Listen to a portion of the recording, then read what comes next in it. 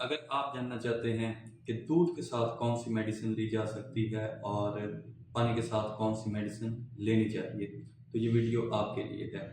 रोज़ाना की बुनियाद पे पेशेंट आके हमसे पूछते हैं कि सर ये मेडिसिन दूध के साथ लें या पानी के साथ लें।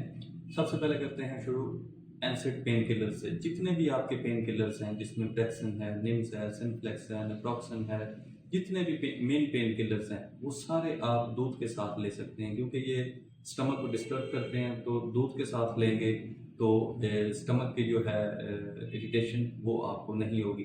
जितने भी आपके स्टीरॉइड्स हैं उसमें जिसमें डेक्सामेथासोन है, प्रेडनिसोलोन है, ये आप दूध के साथ ले सकते हैं। मैदे के कैप्सूल भी अगर आप दूध के साथ लेना चाहें तो उसमें कोई हर्ज नहीं है।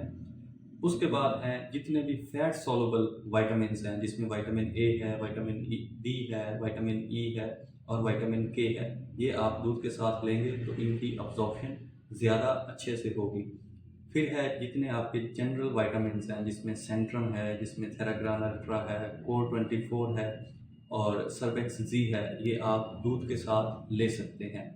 और फिर आ जाते हैं आपके प्रोबायोटिक्स, जिसमें एनफ्लोर साशे, बाइफ्लोर है और इंटेरोजेमिना है, इकोटेक है, ये आप दूध के साथ ले सकते हैं। और सिर्फ दो ऐसी एंटीबायोटिक्स हैं जो आप दूध के साथ ले सकते हैं, जिसमें मॉक्सिलिन है और अजिथ्रोमाइसिन है। बहुत शुक्रिया।